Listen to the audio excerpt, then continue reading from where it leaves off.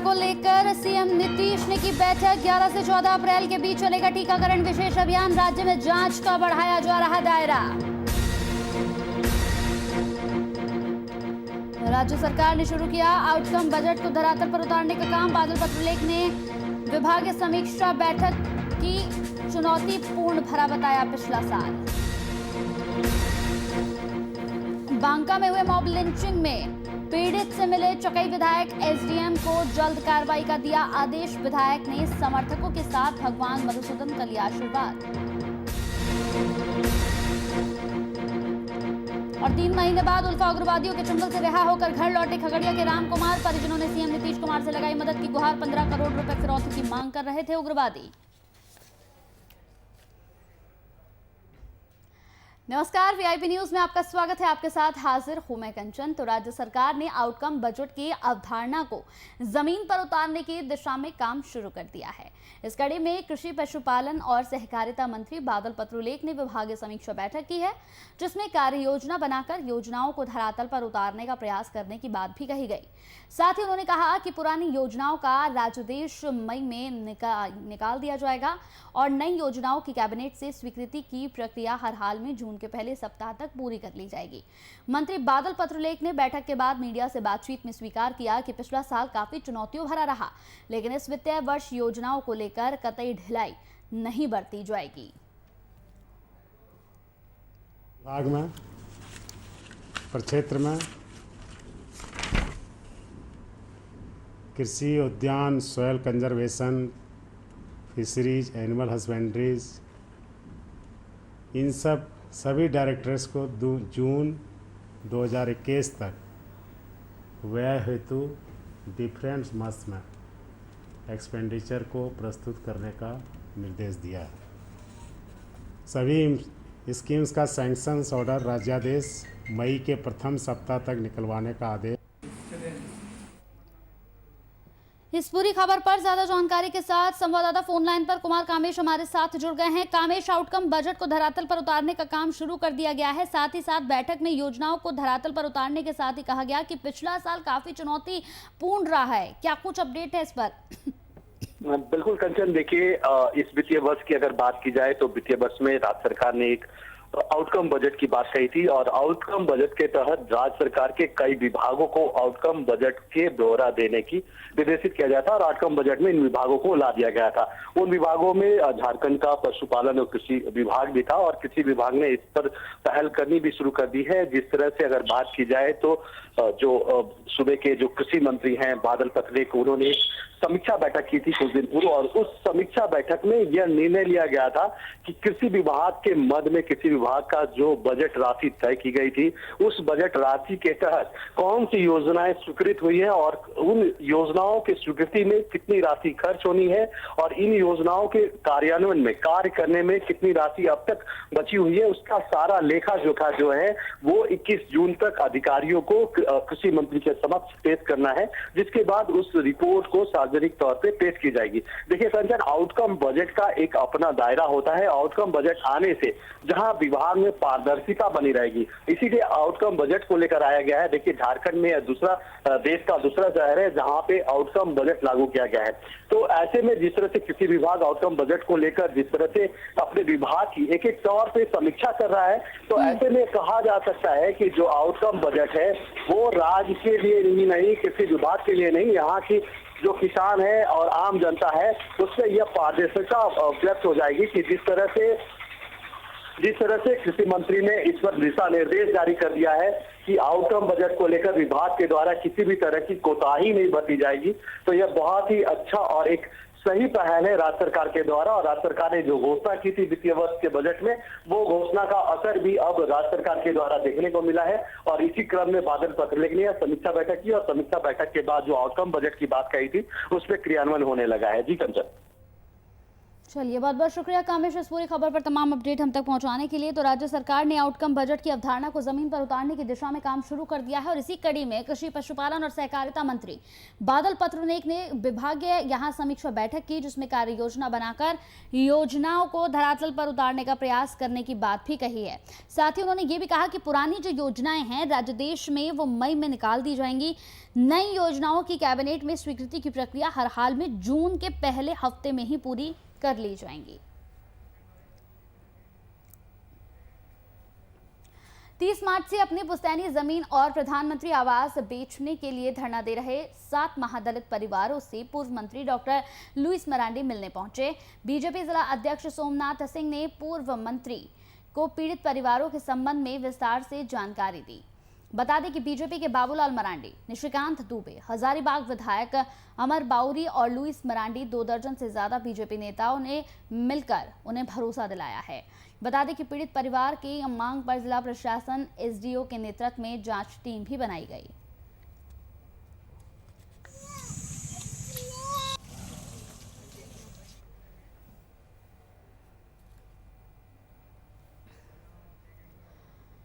उनतीस मार्च को बिहार के मधुबनी जिले के बेनीपट्टी थाने में मेहमदपुर गांव में एक ही परिवार के 5 लोगों की निर्मम हत्या कर दी गई थी।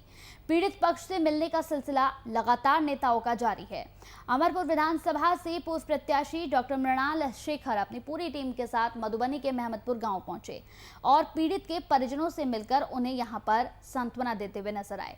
पीड़ित परिवार को आर्थिक मदद करते हुए आगे भी हर संभव मदद देने का भरोसा भी यहां उन्होंने दिलाया। पहुंचे हैं, इस परिवार को न्याय मिले, इंसाफ मिले और इसकी लड़ाई आज बिहार का हर तबका कर रहा है। ये जातीय संघर्ष नहीं है, इसको कुछ लोग जातीय रूप देने की कोशिश कर रहे हैं, ब्राह्मण राजपूत की लड़ाई बता रहे हैं। लेकिन ये रावण सेना जो बनाकर और रावण की प्रवृत्ति समाज में फैलाना चाहते हैं, ये ऐसे लोगों के बीच है और अच्छे लोगों की लड़ाई है। ये पूरा परिवार फौज से जुड़ा है, देश की सेवा के लिए समर्पित रहने वाला परिवार है और बेवजह हत्या हुई है। ये नरसंहार है, बिहार में नरसंहार की शुरुआत हुई है।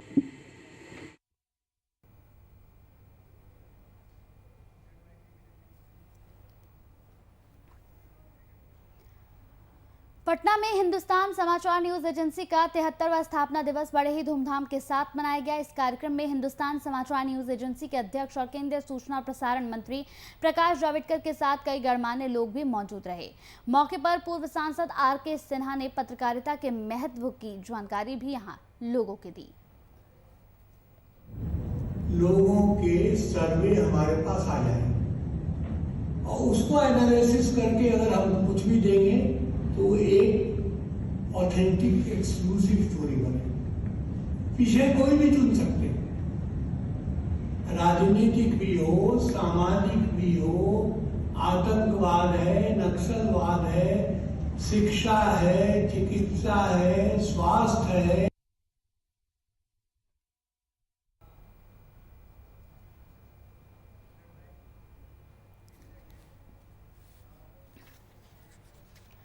बांका जिले में मॉब लिंचिंग में संतोष कुमार की मौत हो गई। बता दें कि परिजनों से मिलने चकई विधायक पहुंचे। इस दौरान उन्होंने सभी बातों को सुनते हुए वहां मौजूद एसडीएम को जल्द से जल्द कार्रवाई के आदेश दिए। इसके बाद मंत्री ने अपने समर्थकों के संग यहां पर मंदिर के लक्ष्मी नारायण के दर्शन किए हैं, साथ ही भगवान मधुसूदन का आशीर्वाद भी लिया। वहीं लौटने के दौरान बांका में एक निजी समारोह में शामिल होकर उन्होंने एक शॉपिंग कॉम्प्लेक्स का भी उद्घाटन किया और कहा कि इससे शहर में रोजगार के अवसर पैदा होंगे। जो चल रहा है वो राक्षस राज बोला जाए या महाजंगल राज बोला जाए या कुशासन सरकार बोला जाए, सब एक ही बात है। और 15 साल में जिस तरीके से क्राइम का ग्राफ बढ़ा है और अभी जो हालत है पूरे बिहार की, तो बड़ा आश्चर्य, मतलब दुख हम लोगों को पहुंचाता है ये कि मतलब इस तरीका के व्यवस्था में लोगों को जीना पड़ रहा है, बिहार वासियों को इसमें जीना पड़ रहा है। 4 साल से एक काम कर रहा है, 4 साल से 1 भी रुपया हम लोग को नहीं मिल रहा है। घर में भी बोलते हैं कि दिन में बसी जाती है, चेक काटती है, 1 रुपया लेके नहीं आती है। सिर्फ घर से जाना आना खर्चा हमारा हम कमाते हैं तुम जाके खर्चा बड़ा बड़ा दे के खर्चा करके आ जाती है। सरकार तुमको क्या देती है? क्यों 10वां पास हो गए कि व्हाट्सएप चीज बनी? देखिए, बकाज में आया था, एक घटना घटी थी आपको, उस सिलसिले में यहाँ के लोग मुझसे संपर्क कर रहे थे। इसी सिलसिले में मैं उनके परिवार वालों से मिलने के लिए यहाँ पहुँचा, और जब यहाँ मैं पहुँचा तो यहाँ बाका में घुसते ही जिले में यहाँ के लोगों का जो प्यार स्नेह मुझे मिला है और मुझे अपने आप में भाव विवल कर, मैं इतना आह्लादित हूँ कि मुझे ये विश्वास ही नहीं था कि बाका में मुझे इतना प्यार मिलने वाला है। मुझे महसूस ही नहीं रहा कि मैं अपने जमुई जिले में नहीं हूँ, ये लग रहा है कि पूरा मैं अपने घर आंगन में हूँ। कुछ चंद लोगों को बचाने के लिए कहीं ना कहीं से तो आदे।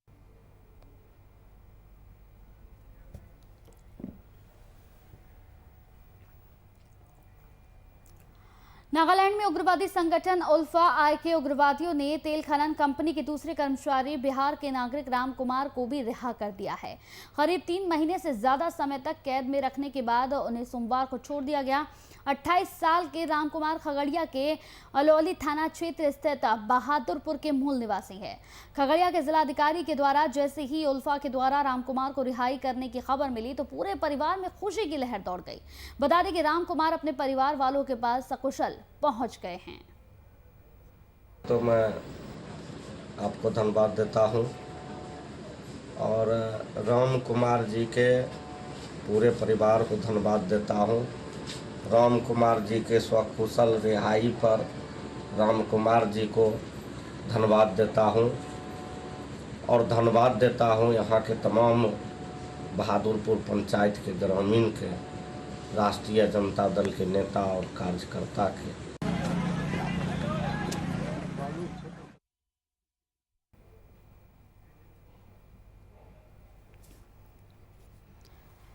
तो नागालैंड के उग्रवादी संगठन उल्फा आई के उग्रवादियों ने तेल खनन कंपनी के दूसरे कर्मचारी बिहार के नागरिक राम कुमार को रिहा कर दिया है। जी हां, इस वक्त की ये बड़ी खबर है। आपको बताते चले कि परिवार में खुशी की लहर, राम कुमार के पहुंचते ही परिवार में खुशी की लहर दौड़ गई। लोगों के चेहरे पर खुशी साफ तौर पर नजर आ रही थी। 28 साल के राम कुमार खगड़िया के यहाँ अलौली थाना क्षेत्र स्थित बहादुरपुर के मूल निवासी हैं। खगड़िया के जिलाधिकारी के द्वारा जैसे ही उल्फा के द्वारा राम कुमार की रिहाई की खबर परिजनों को मिली तो परिजनों का यहां पर खुशी का ठिकाना नहीं रहा। बता दें कि राम कुमार अपने परिवार वालों के पास सकुशल पहुंच चुके हैं।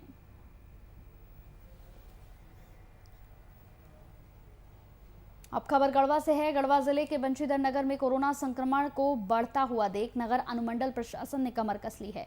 दिन प्रतिदिन कोरोना संक्रमण की संख्या में इजाफा हो रहा है। इसी को देखते हुए सरकार ने यहां गाइडलाइन का पालन करने की लोगों से लगातार अपील की है, उन्हें निर्देश दिया जा रहा है। एसडीओ और एसडीपीओ के नेतृत्व में पुलिस प्रशासन की टीम ने मुख्य बाजार सहित आसपास के क्षेत्रों का बीती रात 8 बजे के बाद निरीक्षण किया और निरीक्षण के दौरान दुकानों के संचालक पर कार्रवाई करते हुए थाने ले जाया गया। मौके पर बीडीओ अमित कुमार, अंचल अधिकारी सहित बड़ी संख्या में पुलिस बल के जवान मौजूद रहे। कोरोना के बढ़ते संक्रमण को देखते हुए जिला प्रशासन के निर्देशानुसार यहाँ हम लोग 2-3 दिन से माइकिंग करा रहे हैं। कतिपय दुकानदार माइकिंग कराने के बावजूद 8 बजे के बाद दुकान खोले हुए था। इसको अभी हम लोग स्थानीय थाना को भेजे हैं। तदुपरांत उस पर कठोर कार्रवाई करेंगे। हम लोग उम्मीद करते हैं कि यहाँ के स्थानीय दुकानदार, समाजसेवी, बुद्धिजीवी कोरोना के बढ़ते संक्रमण को ध्यान में रखते हुए जिला प्रशासन को अपेक्षित सहयोग करेंगे। आमजनों के सहयोग से ही हम सब कोरोना पर विजय हासिल कर सकते हैं।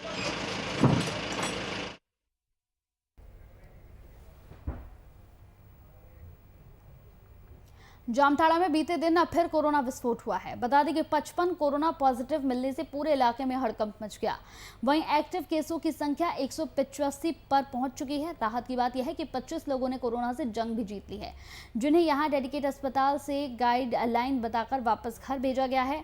एक तरफ कोरोना का तेजी से बढ़ रहा खतरा तो वहीं सरकार द्वारा जारी गाइडलाइन को लेकर लोग काफी लापरवाह भी नजर आ रहे हैं। 706 सैंपल्स को टेस्ट किया है, जहां हमें 55 नए पॉजिटिव केस मिले हैं। इनको मिला के टोटल पॉजिटिव केस 1512 हो चुका है। हमारा टोटल डिस्चार्ज 1327 है। आज हमने 25 लोगों को डिस्चार्ज किया है। जितने भी लोग डिस्चार्ज हो रहे हैं उनको सबसे अनुरोध किया जा रहा है कि घर में बाकी लोगों का भी टेस्ट कराएं। और जितने भी जामताड़ा की डिस्ट्रिक्ट के वासी हैं उनसे यही अनुरोध है, अगर थोड़े से भी सिम्टम्स है तो आप शर्माएं नहीं और टेस्ट कराएं। टेस्ट में अगर पॉजिटिव होते हैं तो आपको उदलबनी में मेडिसिन दिया जाएगा और आपको ठीक करने का हर संभव प्रयास किया जाएगा।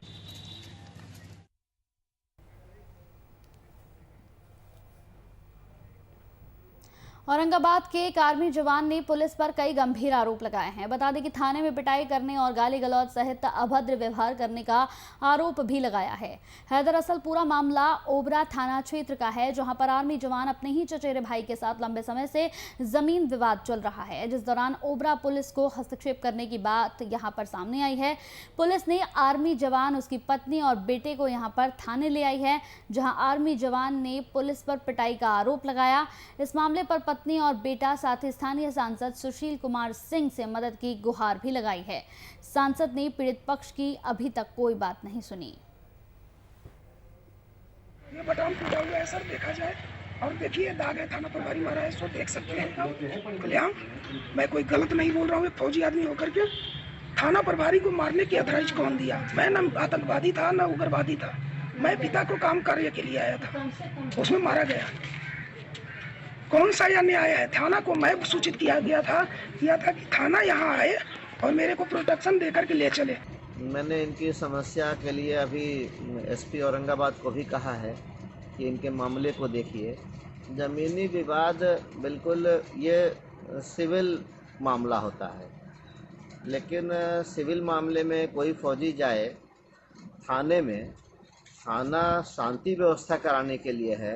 थाना इसलिए है कि कहीं कोई घटना ना हो, अपराध ना हो, अगर होने की संभावना है तो उसको रोके। थाने में ही अगर किसी फौजी के साथ या किसी आम आदमी के साथ इस तरह का होता है तो फिर तो पूरी व्यवस्था ही चरमरा जाएगी। उनकी वाइफ जो है अभी एक कंप्लेंट दे रही है कि थाना पे आने के बाद जो है वहाँ पे जो भी एएसआई था तो उनके साथ जो है दुर्व्यवहार करने का बात है। तो ये बात को जो है जांच करके जो है इस पे अग्रतर कार्रवाई, सत्यता को जांच करने के बाद अग्रतर कार्रवाई इसमें की।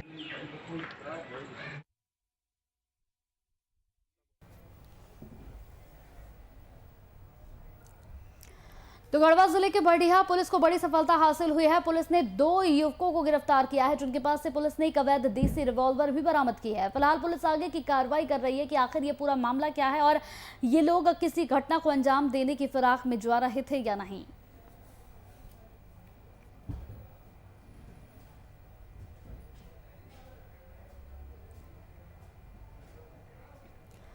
समस्तीपुर जिले के रोसड़ा स्टेशन के गुमती नंबर 17 ए से महज कुछ ही दूरी पर ट्रेन की चपेट में आने से लगभग एक 55 वर्षीय वृद्ध की मौत हो गई है। सूचना मिलते ही रेल पुलिस मौके पर पहुंची और शव को कब्जे में लेकर आगे की कार्रवाई में जुट गई। घटना हमको अभी सूचना मिला हुआ है रेलवे स्टेशन मास्टर द्वारा 7:10 में हमको मेमो दिया गया है।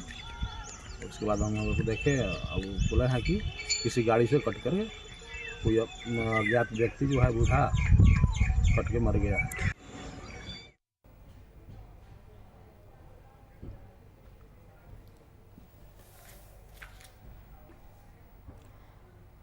तो कोरोना को बिहार में शाम 7 बजे से वीरानी का ऑर्डर दे दिया गया है। जी हां, दुकानों पर, प्रतिष्ठानों पर शाम 7 बजे शटडाउन कर दिया जाएगा। इसके बाद न दुकानें खुलेंगी, न मॉल खुलेंगे, न शोरूम खुलेंगे और सरकारी और प्राइवेट ऑफिसों में एक दिन में 33% ही हाजिरी रहेगी। मतलब एक कर्मचारी की ड्यूटी 2 दिन बाद लगेगी। इसके साथ ही विरोध के बावजूद सरकार ने स्कूल, कॉलेज, कोचिंग आदि की छुट्टियों को पहला विस्तार देते हुए 18 तारीख तक सब कुछ बंद करने का आदेश दे दिया है। बीते दिन सीएम नीतीश कुमार ने कोरोना से हुई मौतों और केसों की बढ़ती रफ्तार को देखते हुए उच्च स्तरीय बैठक के बाद ये फैसला लिया। फैसले के तहत धार्मिक स्थल भी आम आदमियों के लिए बंद रहेंगे। ये बंदिशें 30 अप्रैल तक लागू रहेंगी।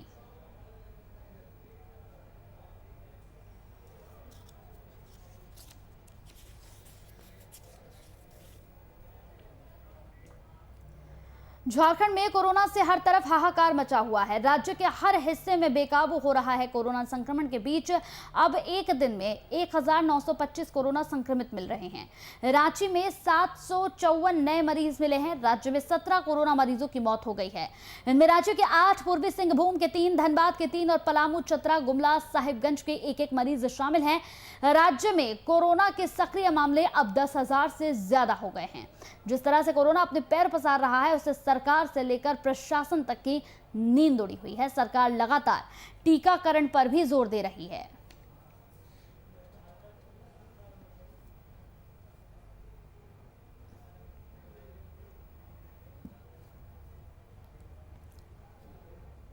रांची के डोरंडा थाना क्षेत्र के वार्ड 42 के बंधु नगर कॉलोनी में सड़क के कालीकरण का काम पिछले कुछ दिनों से चल रहा था। निर्माण कार्य की गुणवत्ता की जांच को लेकर निगम के जेई अनिल कुमार सिंह पहुंचे।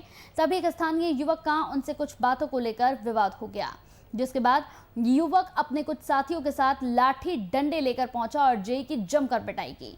इस दौरान निगम के जेई को कई गंभीर चोटें भी आई हैं। मामले की जानकारी मिलने के बाद पुलिस इस पूरे मामले की जांच पड़ताल में जुट गई है।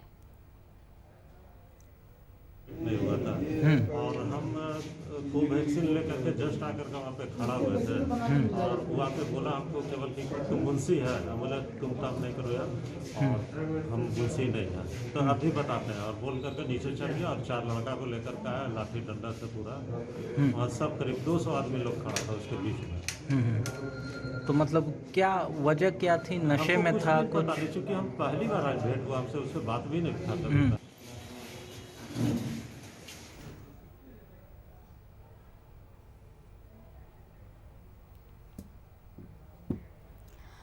पलामू के मेदिनीनगर शहर के कोरोना का बिल्कुल भी खौफ यहां पर नजर नहीं आ रहा है। बता दें कि बाजारों में लोगों की भीड़ नजर आ रही है। टीवी स्क्रीन पर अब तस्वीरें जो हम आपको दिखाएंगे उन्हें देखकर आप भी हैरान होंगे कि हर तरफ लोगों के अंदर किसी तरह का कोई खौफ नजर नहीं आ रहा है। लोग बिना मास्क के यहां पर नजर आ रहे हैं। साथ ही लोगों से लगातार सोशल डिस्टेंसिंग का पालन करने की अपील की जा रही है, लेकिन तस्वीरें कुछ और ही बयां कर रही हैं। इन तस्वीरों को देखकर आप अंदाजा लगा सकते हैं कि लोगों के अंदर अभी भी कोरोना को लेकर कोई खौफ नजर नहीं आ रहा है। एक तरफ लगातार कोरोना के केसेस बढ़ रहे हैं, दूसरी तरफ लोग गैदरिंग यहां पर लगातार कर रहे हैं, लगातार लोग इकट्ठा हो रहे हैं। मास्क का इस्तेमाल नहीं हो रहा है, सैनिटाइजर का इस्तेमाल नहीं हो रहा है। सोशल डिस्टेंसिंग जिसकी लगातार अपील की जा रही है उसका भी पालन यहां पर नहीं किया जा रहा है।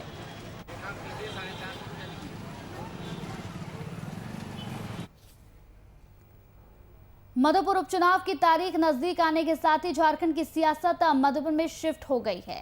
तमाम दलों के बड़े नेता धीरे धीरे यहां पर मधुपुर के कैंप करने लगे हैं। साथ ही साथ यूपीए और एनडीए अपने अपने प्रत्याशियों की जीत सुनिश्चित करने को लेकर खूब पसीना बहा रही है। चाहे सत्ता पक्ष हो या विपक्ष, हर कोई दावा कर रहा है कि मधुपुर में उनका झंडा बुलंद होगा। क्या है मधुपुर की सियासी हालत और क्या है नेताओं के दावे, देखिए हमारी इस रिपोर्ट में।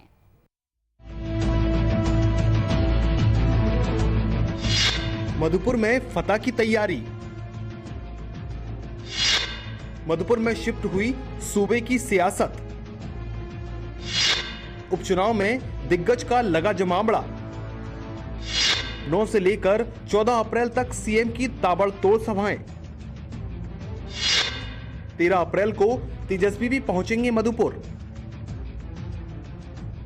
झारखंड में मधुपुर उपचुनाव में सत्ता पक्ष और विपक्ष के बीच कांटे की टक्कर जारी है। चुनाव को लेकर दोनों ओर से पार्टी और गठबंधन के दिग्गज नेता मधुपुर के मैदान में उतर चुके हैं। सत्ता पक्ष की ओर से खुद सीएम मैदान में उतर चुके हैं, वहीं विपक्ष की ओर से भी कई बड़े नेता दो हाथ करने को तैयार हैं। सत्ता पक्ष की ओर से मुख्यमंत्री हेमंत सोरेन 9 अप्रैल से 14 अप्रैल तक मधुपुर में रैलियां करेंगे। साथ ही जेएमएम सुप्रीमो शिबू सोरेन का भी कार्यक्रम तय हो चुका है। गुरुजी मधुपुर में कई चुनावी सभा करेंगे।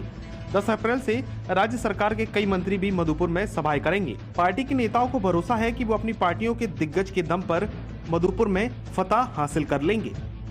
पिछली भी 2 बाई इलेक्शन में बहुत दावा करते थे। उनके नेता सपन में चलने वाले नेता हैं, वो सपनों की बात करते हैं। कोरे कागज, जिस प्रकार सादा कागज होता है उसमें उनको लिखा हुआ दिखाई पड़ता है। पिछली सरकार जब गई तो पूरे राज्य के लोगों ने झारखंड मुक्ति मोर्चा और गठबंधन हमारे कांग्रेस को अपना मैंडेट दिया, और अकस्मात दिग्गज नेता हाजी साहब के निधन होने के बाद वो सीट खाली हुई है। गठबंधन की उम्मीदवार हैं हफीजुल साहब, और पूरे दम के साथ वहाँ पर हम लोग चुनाव लड़ेंगे। आज ही हमारे अध्यक्ष प्रदेश के डॉक्टर रामेश्वर उरांव ने खुद जा कर के वहाँ कांग्रेस का अपना बार रूम का उद्घाटन करेंगे और लगातार वो भी 3 दिनों तक वहाँ रहेंगे। और हमारे जितने प्रांत के नेता हैं या आसपास के देवघर के हो, दुमका के हो, साहिबगंज के हो, सारे लोग वहाँ पर पहुँच चुके हैं और हम लोग भी कल से वहीं पर कैंप करेंगे। तो हम राष्ट्रीय जनता दल का पूरा उद्देश्य यही है कि हम लोगों ने 2 उपचुनाव, सरकार बनने के बाद 2 उपचुनाव हुए और 2 उपचुनाव में सरकार के पक्ष में फैसला आया है और इस चुनाव भी सरकार के पक्ष में फैसला आएगा, ये तय है। मधुपुर उपचुनाव को लेकर यूपीए एकजुट नजर आ रही है। वहीं दूसरी ओर एनडीए में ना तो आजसू भाजपा गठबंधन एकजुट नजर आ रहा है और न ही चुनाव को लेकर कोई ठोस रणनीति दिख रही है। मधुपुर को लेकर बीजेपी खेमे में गुटबाजी नजर आ रही है। हालांकि बीजेपी नेता ऐसा बिल्कुल भी नहीं मानते हैं। बीजेपी की माने तो एनडीए एकजुट है और मधुपुर में विपक्ष ही बाजी मारेगा। वर्तमान हेमंत सोरेन की सरकार स्वयं अंतर्द्वंद और अंतर्कलह से जूझ रही है। ये कांग्रेस के कुप्रभाव में चलने वाली अब तक की सबसे असफल सरकार है। बिना चुनाव लड़े इसने मंत्रिमंडल में लाकर पता नहीं क्या संदेश देने का प्रयास कर रही है। अब हेमंत सोरेन की प्रतिष्ठा दांव पर लग चुकी है। भारतीय जनता पार्टी वहां पूरे दमखम से चुनाव लड़ रही है और हम कोई भी चुनाव पूरे दमखम से लड़ते हैं। बहरहाल मधुपुर का सियासी मेला लग चुका है। सभी दिग्गज भी मैदान में उतर चुके हैं और आगे अपने प्रत्याशियों की जीत को सुनिश्चित करने के लिए खूब पसीना बहा रहे हैं। एक और सत्ता पक्ष है जो मजबूती के साथ नजर आ रहा है, वहीं दूसरी ओर विपक्ष उपचुनाव में उतनी मजबूती नहीं दिखा पा रहा है। अब देखना होगा कि आने वाले समय में मधुपुर के इस महासंग्राम में आखिर कौन बाजी मारेगा।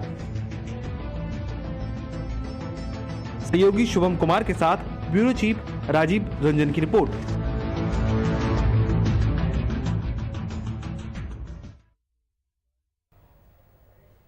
चलिए इसी के साथ वीआईपी न्यूज में मेरे साथ इतना ही। नमस्कार।